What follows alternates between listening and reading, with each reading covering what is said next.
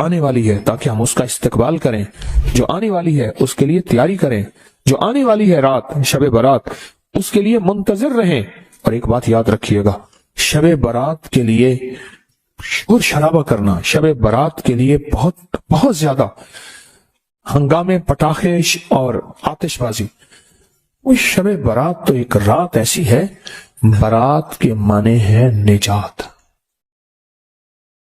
شب کے معنی رات، مصیبتوں سے نجات، پریشانیوں سے نجات، قرضوں سے نجات، دکھوں سے نجات، غموں سے نجات، حالات کی گردش سے نجات، مصیبتوں سے نجات، روحانی مسائل سے نجات، جسمانی مسائل سے نجات، جادو سے نجات، جنات سے نجات، نظر بد سے، ظالم کے ظلم سے، جفا سے، خطا سے، معصیت سے، مصیبت سے نجات، معصیت سے نجات۔ یہ تو شب برات ہے، شب برات تو نجات ہے اس کی۔ سوچیں اس میں کیا کرنا ہے۔ اور ابکری نے آپ کے ہاتھ میں کوئی کاغذ دیے ہیں؟ یہ کاغذ آپ اس کو سوچیں، پچھلے درس میں دیے، یہ کاغذ کس کے پاس نہیں ہے؟ جس کے پاس نہیں ہے وہ دیکھ، مستقبلیہ پہ پڑھا ہے، خواتین بھی مرد بھی۔ اس کاغذ کو غور سے پڑھیں کہ شب برات میں جو 15 شعبان میں ہونا کیا ہے، اور کون کون سے روحانی پیکج پچھلے سال ہوئے تھے، کون کون سے روحانی پیکج پچھلے سال ہوئے تھے، اور لوگوں کے بخت اور نصیب اور مقدر پر گئے، کامیاب ہو گئے۔ یہ آپ کو جو پیکج دیے ہیں یہ 15 شعبان کو، اور یہ آپ کو ملے ہیں، بڑی قیمتی چیزیں ہیں۔ یہ کاغذ پڑھیں، اس کو پھر دیکھیں۔ حضرت خضر علیہ السلام کا تحفہ ملے گا، نیلے دھاگے کی شمیز یا مرد کے لیے بنیان، کہ نیلے دھاگے کو ہماری زندگی، نیلے کپڑے کو، نیلے رنگ کو ہماری زندگی کے ساتھ کیا دخل ہے، کیا دخل ہے، کیا دخل ہے۔ اور روحانی جانثاروں کی الوداعی دعا، اور یہ ایک ڈبیا ہے، اس میں ایک خاص کنکر ہے، اس کو صرف بس توے پہ رکھ دینا ہے، اس میں خاص نقش بنے ہوئے ہیں اور بڑی محنت کی ہوئی ہے۔ یہ دیکھیں کہاں کہاں بھاگ دوڑ کر کے تسبیح خانے کی خدمت والے، میں بھی اس میں شامل، کہاں بھاگ دوڑ کر کے کون سی چیز کہاں سے بنواتے ہیں، کون سے نقش کہاں سے چھپواتے ہیں، اور اس کے اوپر اس کو پرنٹ نقش کرواتے ہیں جو اندر سٹیل کے اندر چلے جائیں۔ آپ خود سوچیں، یہ سفید کپڑے کا عمل اور چھری کا عمل ہے، بہت کمال عمل ہے۔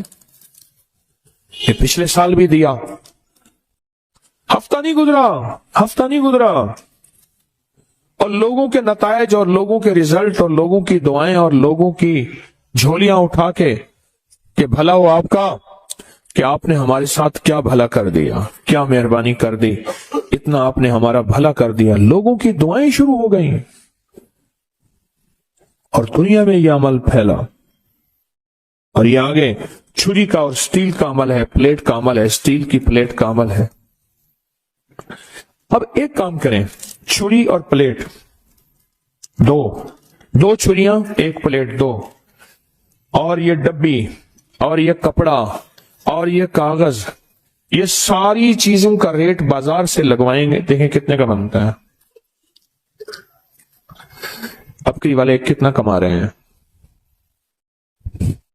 ذرا بازار سے اس کا ریٹ ضرور لیجئے گا کہ ابکری والے اس کو بیچ رہے ہیں، کتنی تجارت ہے یا کتنی زیارت ہے یا کتنا نفع ہے، بازار سے پوچھئے گا۔ ایک چھری کتنے کی ہے، ایک پلیٹ کتنے کی ہے، ایک کپڑا کتنے کا ہے، پھر اس کی پرنٹنگ کتنی کی ہے، پھر پلیٹ کے اوپر لیزر پرنٹ ہے، وہ لیزر پرنٹنگ کتنی مہنگی ہے، ڈبیوں کے اوپر لیزر پرنٹنگ کتنی مہنگی ہے، نقش چھپے ہوئے ہیں، چھریوں کے اوپر لیزر پرنٹنگ ہے، نقش چھپے ہوئے ہیں۔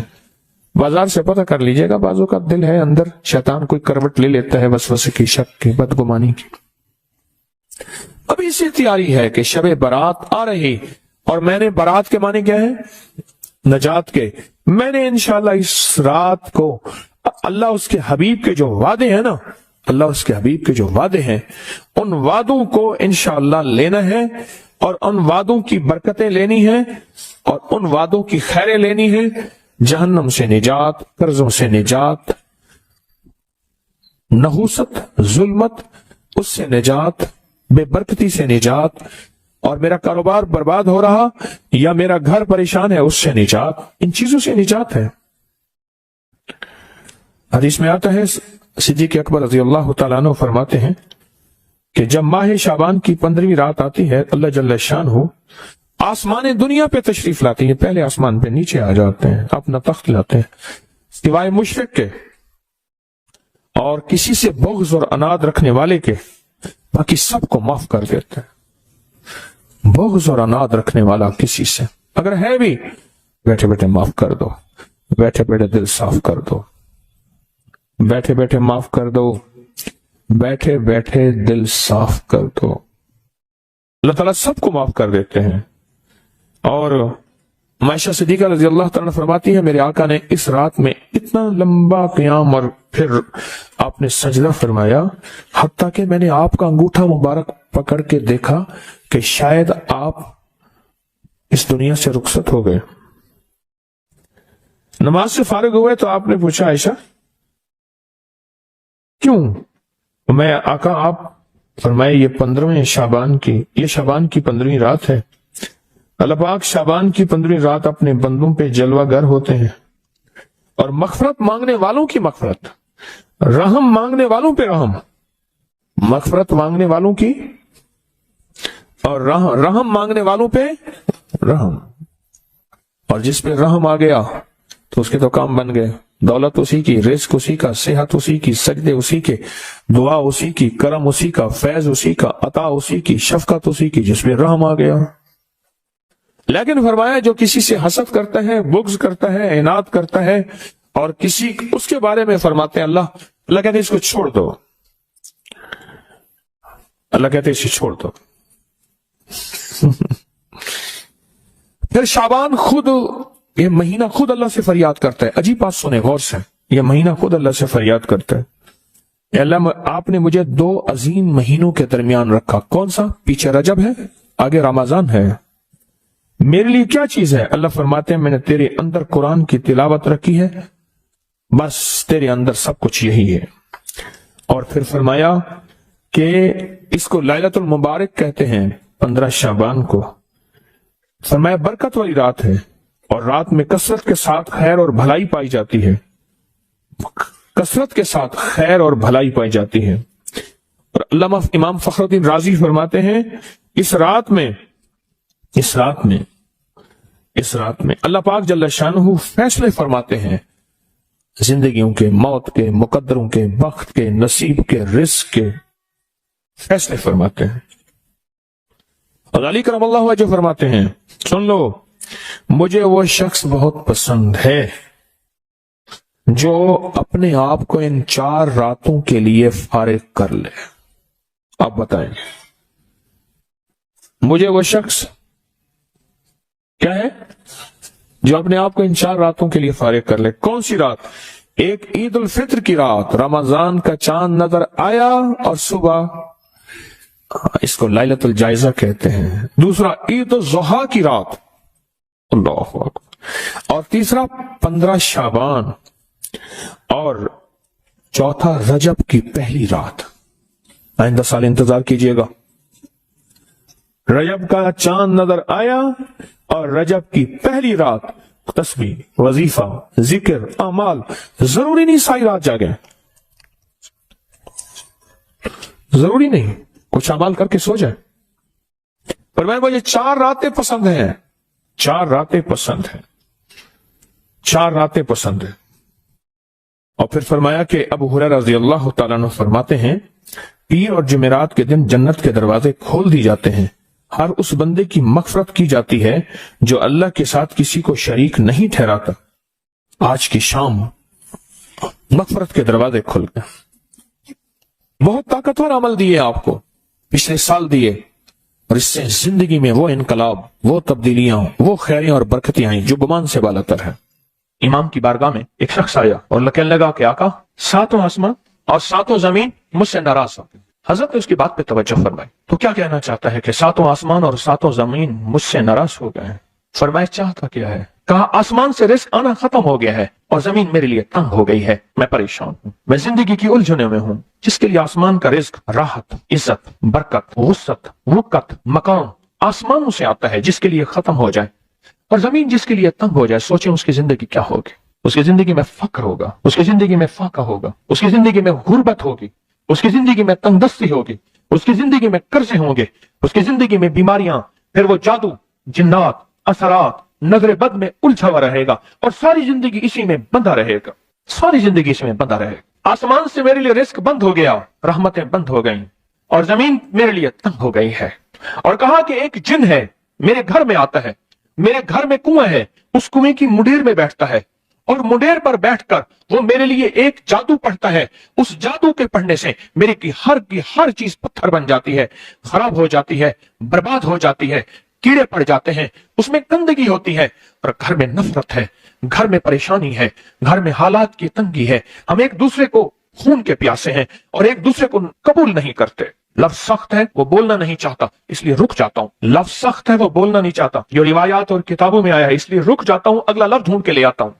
اے اللہ کے ولی، آپ کے پاس اس کا کوئی حل ہے؟ بڑی دور سے آیا ہوں۔ کہا 3 کشتیوں کا سفر کیا ہے اور 2 جنگلوں کا سفر کیا ہے، درمیان میں کوئی ندیاں آئیں، کوئی دریا آئے، کوئی سمندر آئے، 3 کشتیوں کا سفر کیا ہے اور 2 جنگلوں کا سفر کیا ہے اور بڑی دور سے آپ کو ڈھونڈتا ڈھونڈتا آیا ہوں اور بس یہ ایک آس لے کے آیا ہوں کہ میری بھی کوئی غم کی داستان، میری بھی کوئی دل کی فریاد، میرے بھی کوئی کہ آسمان بھی ناراض ہے مجھ سے، زمین بھی ناراض ہے، ساتوں آسمان ساتوں زمین مجھ سے ناراض ہیں۔ فرمایا اس کے غم کی داستان ایسی تھی، اس کے غم کی داستان ایسی تھی کہ مجمع میں ہر شخص بیٹھا، خود سید بادشاہ امام آل رسول وہ بھی بیٹھے، فرمایا آنسو بہا رہے تھے۔ اس کا غم، اس کی قسمہ پرسی کی حالت، اس کی حالات کی تنگیاں، اس کی حالات کی سختیاں اور اس کا انداز بیان، اور کہا کہ پھر وہ غم بیان کرتے ہوئے غم کے قصیدے پڑھتا تھا۔ کیوں؟ عرب پیدائشی ان کے اندر اشعار گھلے ہوئے ہوتے ہیں اور وہ پیدائشی شاعر ہوتے ہیں، وہ اندر اندر اشعار کہتا تھا، باہر پڑھتا تھا،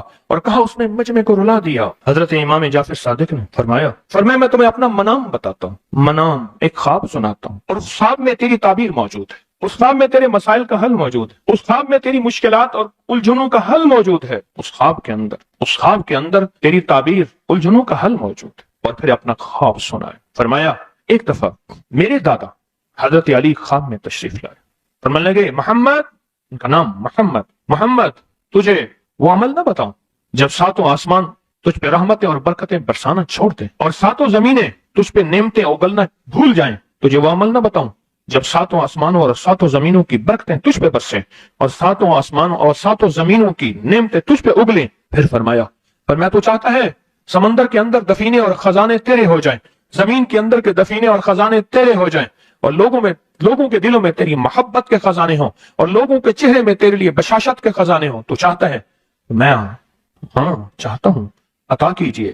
تو فرمایا پھر میرے ساتھ پڑھ، اور فرمایا مجھے پڑھایا اور پھر پڑھایا اور پھر پڑھایا، اور یوں تکرار کرتے کرتے 7 دفعہ فرمایا۔ کتنے دفعہ؟ 7 دفعہ فرمایا، پھر پڑھایا، پھر پڑھایا، پھر پڑھایا، اور پھر پڑھا کے میرے سینے پہ انہوں نے دم کر دیا اور میرے سینے میں ایک ٹھنڈک پہنچی، اور فرمایا پھر اس کے بعد میں نے یہ اپنے لیے پڑھنا شروع کیا، اور جو بھی مصیبتوں کا مارا، تکلیفوں کا مارا، حالات کا مارا آیا، میں نے اس پہ پڑھنا اور اس کو دینا شروع کر دیا، اور اس نے بھی پڑھنا شروع کیا۔ محدثین نے لکھا ہے جو یہ عمل کرے گا، اگر 7 نہیں 70 جادوگر، 70 نہیں 100 جادوگر، 100 نہیں 70,000 جادوگر، 70,000 نہیں 70 لاکھ جادوگر اس پہ جادو کریں گے تو اللہ آسمانوں سے اس پہ رحمتوں کے، برکتوں کے، عطاؤں کے وہ بادل بھیجیں گے جو اس پہ ڈھال بن جائیں گے، مصیبتیں اس سے دور ہوں گی، جادو اس سے خطا ہوگا اور دشمن ناکام ہوگا، حالات کی تلخیاں دور ہوں گی، اور محمد اور آل محمد کی نسبت سے اللہ اس کو خوشیاں، خوشحالیاں عطا کرے گا، راحتیں اور برکتیں عطا کرے گا، اور اس کی نسلوں میں زمین خزانے اگلے گی، آسمان رحمتیں برسائے گا، سمندر نعمتیں عطا کرے گا، اور دنیا کے چہرے اور لوگوں کے دلوں میں اللہ اس کی محبت ڈال دے گا۔ پڑھیں اللہم صلی علی محمد وآل محمد۔ بہت زبردست عمل ہے، ہم ان ہستیوں کا ذکر خیر بھی کریں گے اور ان کے ذکر خیر کی نسبتوں سے زندگی کے مسائل مشکلات حل. ایک سوال ہے، اگر زندگی کے مسائل مشکلات حل ان ہستیوں کی نسبت سے نہیں ہوں گے تو پھر کب ہوں گے؟ ان کی نسبتیں، جن کی نسبتوں کو ہم ہر نماز کی التحیات میں پڑھتے ہیں، جس کو ہم درود ابراہیمی کہتے ہیں. ہم کہتے ہیں کہ یہ درود ابراہیمی وہ درود ابراہیمی ہے جو سب درودوں سے اعلیٰ بھی ہے، افضل بھی ہے، باکمال بھی ہے، بے مثال بھی ہے، اور روایات اور کتابوں سے ثابت بھی ہے اس درود پاک کے بارے میں. پر اس درود پاک کا ابتدائی حصہ کبھی سوچا ہی نہیں، اور ہم نے سمجھا کہ شاید یہ درود ہمارا نہیں کسی اور کا ہے. نہیں، کتابوں میں دونوں روایات ملتی ہیں، آل محمد بھی و علی آل محمد بھی.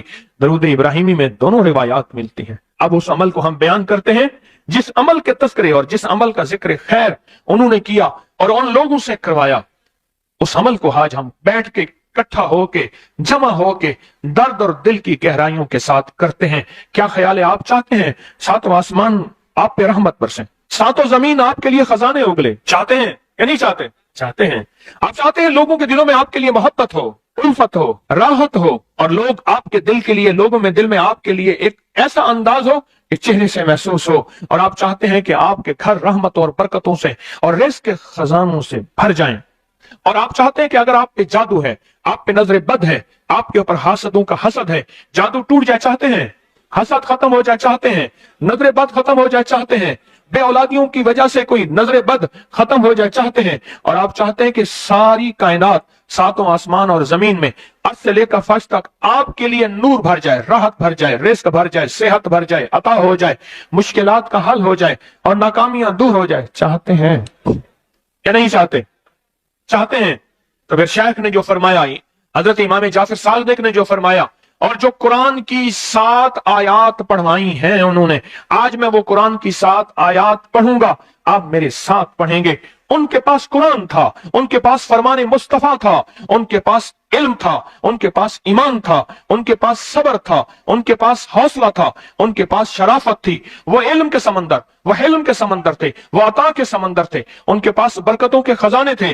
انشاءاللہ یہ برکتوں، راحتوں، رحمتوں کے خزانے ہم نے ان سے لینے ہیں اور اسی محفل میں لینے ہیں. پڑھیں اعوذ باللہ من الشیطان الرجیم، بسم اللہ الرحمن الرحیم. پہلے پڑھیں، پڑھ لیا؟ پڑھیں میرے ساتھ. سلام قولا من رب الرحیم. یہ اصل میں حضرت امام جعفر صادق نے قرآن میں 7 سلام ہیں. کتنے سلام ہیں؟ کتنے سلام ہیں؟ 7 سلام ہیں. اور یہ 7 آسمان ہیں، اور یہ 7 زمین ہیں، اور طواف کے 7 چکر ہیں، ہفتے کے 7 دن ہیں، 7 کی عدد کے ساتھ کائنات کا نظام ہے. کائنات کا نظام ہے 7، اس کے ساتھ کائنات جڑی ہوئی ہے. قرآن کی کتنی منزلیں ہیں؟ 7.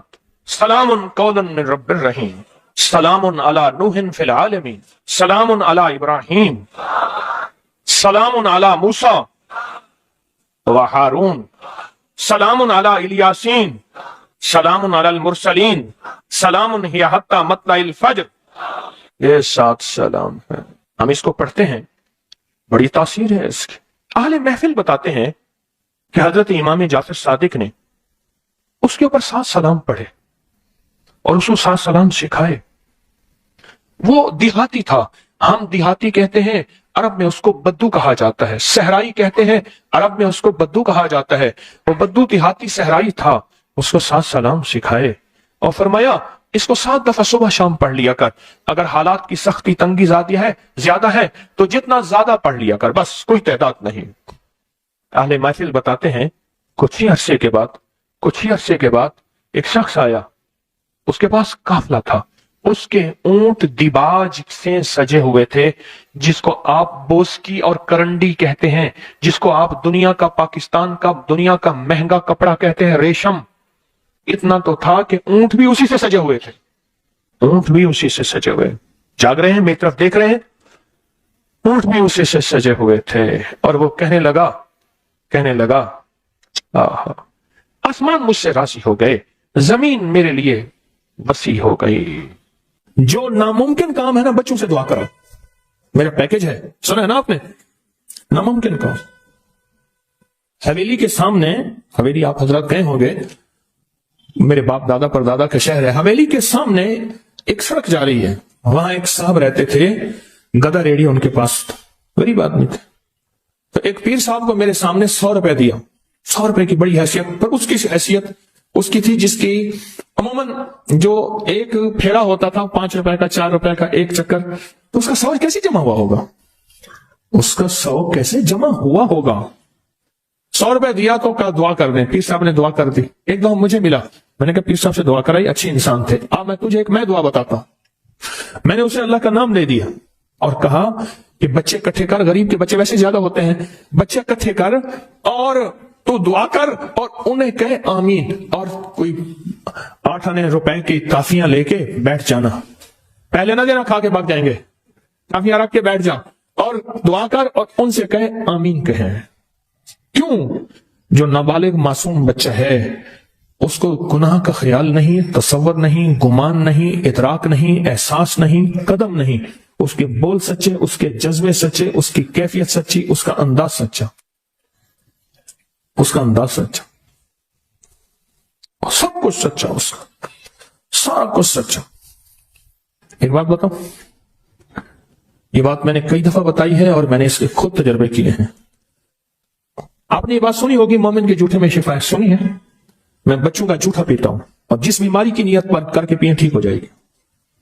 بچے سے بڑا کوئی مومن ہے؟ بولے بچے سے بڑا بھی مومن ہے؟ بچے کا جھوٹا اس تھوڑا سا پلا دے اور پھر اس کی تھوکیں بھی جائیں گی، ان کی تھوکیں بھی جائیں گی، اسی جگہ منہ لگا کے پیے. مومن کے جھوٹے میں شفا ہے، شفا ہے. میرے آقا نے فرما دیا، بس ختم. مجھے کسی دلیل کی ضرورت نہیں ہے.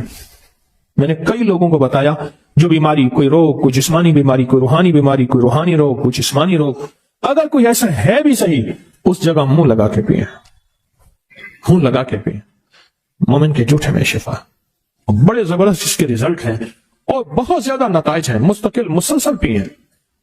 اور یہ ہے کہ جب بچہ رو رہا ہو نا، جب بچہ رو رہا ہو اس وقت اللہ سے تعلق قائم کریں اور اس وقت اللہ سے راز و نیاز کریں، کیونکہ اللہ کو بچے کا رونا جو ہے اس کی اداؤں میں فرمایا 2 چیزیں اگر نہ ہوتی. غور سے سنیے گا، ایک حدیث کا مفہوم عرض کر رہا ہوں.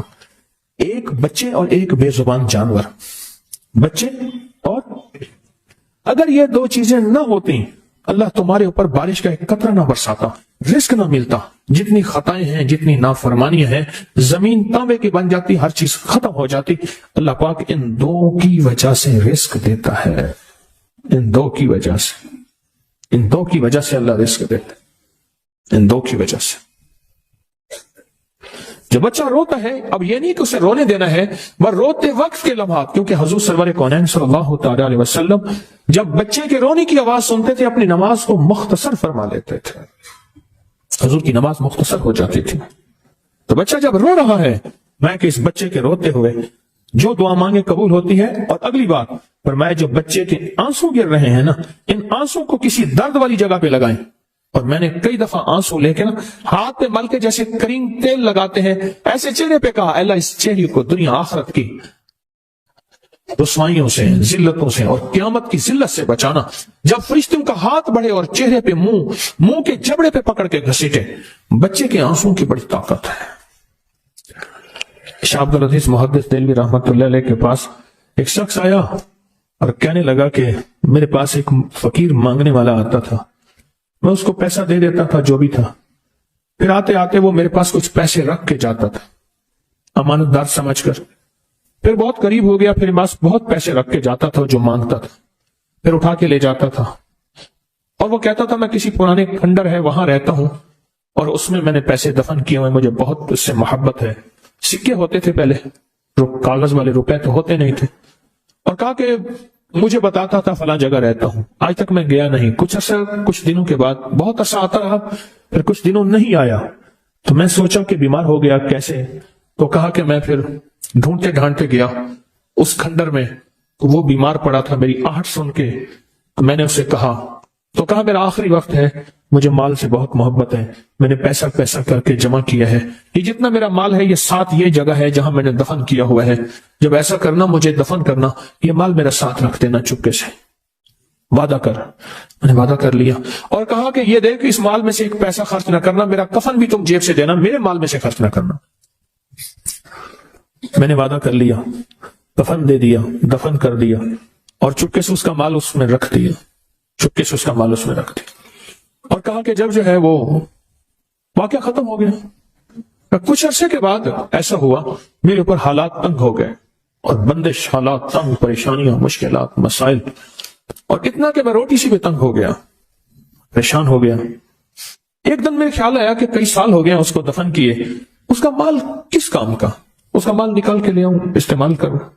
رات کو گیا، اس کی قبر کو کھودا تو دیکھا تو اس کی ہڈیاں پڑی تھیں، اور اس کا جتنے بھی مال، اس کا پیسہ تھا، سارا ہڈیوں کے اوپر ایسے بکھرا ہوا تھا اور سرخ تھا۔ کہا کہ مجھے مال کی طلب تھی، میں نے ایسے ہاتھ ڈالا تو میرا ہاتھ جل گیا، اور میں بس چیختا چلاتا قبر بند کر کے آیا ہوں۔ اب یہ ہاتھ ہر وقت میری آگ ہی آگ ہے، اس کو پانی میں رکھتا ہوں، اور تکلیف میں رکھتا ہوں، اور دہی میں رکھتا ہوں، آگ ہی آگ۔ کوئی ایسا طریقہ؟ اب دیکھیں درویش کا وجدان دیکھیں۔ تو انہوں نے فرمایا کہ میرا اللہ کہتا ہے کہ آنسوں سے تو جہنم کی آگ بھی بجھ جاتی ہے، اللہ کے لیے رو، جب رو وہ آنسو اس ہاتھ کو لگا، اللہ کے لیے رو، جب رو تو اس آنسو اس ہاتھ پہ لگا، ہمیں کہ وہ آنسو اس ہاتھ پہ لگائے گا، تیری جہنم کی آگ ہے یہ بجھ جائے گی۔ اور کہا ایسے ہوا، رویا بہت زیادہ اللہ کے لیے، آنسو لگائے، اور وہ آنسو سے اس کی ہاتھ کی تکلیف ختم ہو گئی۔ یہ جو بچے کے آنسو ہیں، یہ بڑے دکھوں کا علاج ہے، اور بڑے دردوں کا علاج ہے، اور بڑی مشکلوں کا علاج ہے، اور بہت زیادہ مسائل کا علاج ہے۔